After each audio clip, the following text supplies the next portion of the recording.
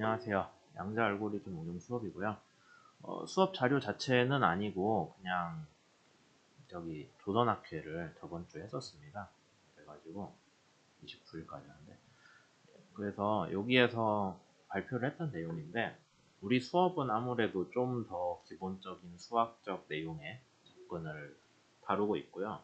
이제 학회에서는 뭐 수업하듯이 할 수는 없으니까 이제 저희는 앞으로 이런 거 할 거다 그런 내용들 위주로 좀 소개를 했었어요.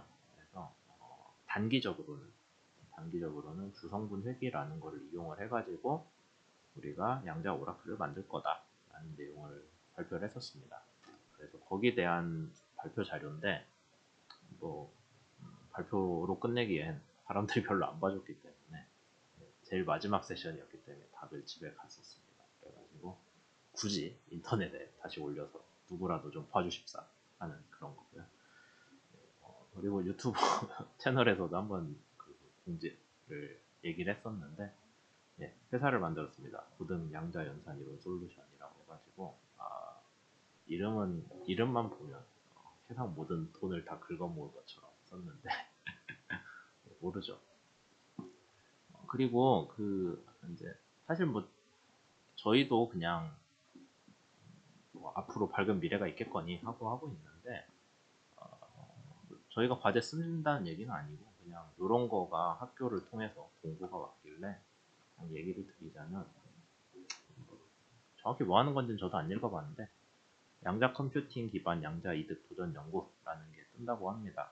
우리 수업에서 항상 하는 얘기죠. 양자 컴퓨터를 살 돈을 아니면 쓸 돈을 따오려면은 우리가 이런 훌륭한 걸 하고 있고 이건 이렇게 장래성이 있습니다 하는 얘기를 해야 되잖아요.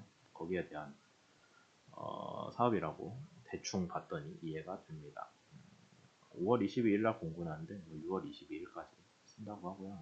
보시면은 뭐 신약 바이오 분야 이건 저랑 아무 상관없으니까 전 모르겠고 이 정도 할 수 있지 않을까 싶습니다. 저 오늘 하겠다는 건 아니고 뭐 저희 수업에서 지향하는 바랑 맞는 이런 게 있다는 거죠. 제가 쓴다거나 제가 평가하겠거나 하는 건 전혀 아니에요. 그래서 뭐저 인간이랑 뭘 하면 뭐가 떨어지나 그런 생각은 안 하셔도 될 것 같고 한 2년 6개월 정도에 총 연구비 25억이라고 하니까 학교 규모마다 다르겠지만 저희 연구실에서는 했다가는 체할 만한 그런 사이즈인 것 같네요. 저희는 중소 연구실이기 때문에 하여튼 뭐 그런 것들이 있다고 합니다. 그래가지고 뭐 성공 사례를 창출하고 등등 있는데 나중에 기회 되면 저기 연구자단 홈페이지에서 찾아서 읽어보시면 될 것 같아요. 그래가지고 기관형밖에 없었는데 개인형을 했지. 저희 랩은 개인형도 한다고 했다간 체할 규모인 것 같은데 이 정도 소화 못하거든요. 저희 랩은 사람이 적어서 뭐 기관형은 모르겠네요. 제가 해본 적이 뭐 그렇다고 합니다.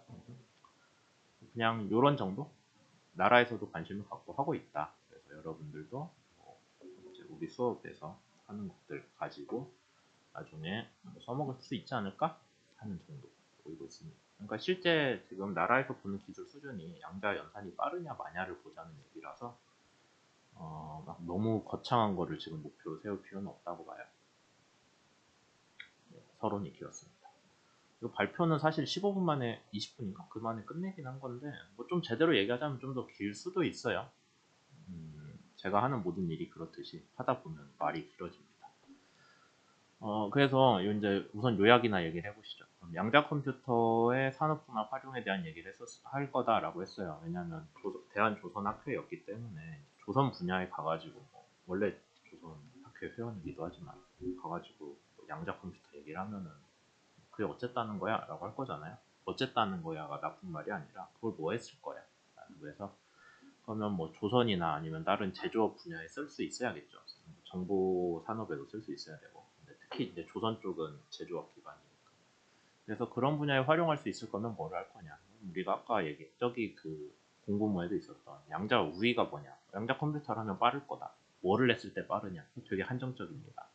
그러니까 아무거나 다 양자 컴퓨터가 빠르나요? 그거 절대 안 된다고 맨날 얘기하죠.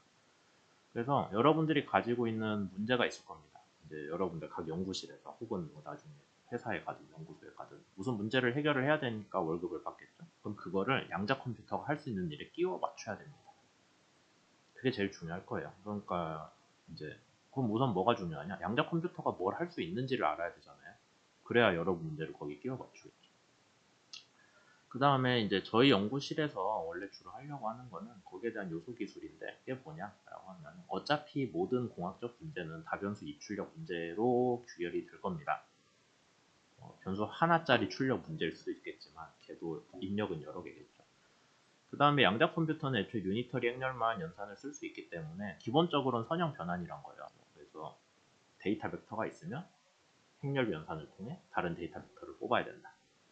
그게 양자 컴퓨터가 하는 일의 전부다기 때문에 여러분들 문제를 거기에 맞춰서 구현을 해줘야 되겠죠. 그래서 저희도 거기에 대한 일반론적인 접근 방법을 만들고 있고요. 그러면 이제 양자 컴퓨터 갖고 여러분들이 뭐 실제로 의미 있는 결과를 낼 수도 있고 아니면 아까 같이 저기 제안서에 써가지고 돈을 타겠다 그럴 수도 있겠죠. 저는 제안서에서 돈을 타내는 게 더 현실적인 이득인 것 같은데 학교니까요.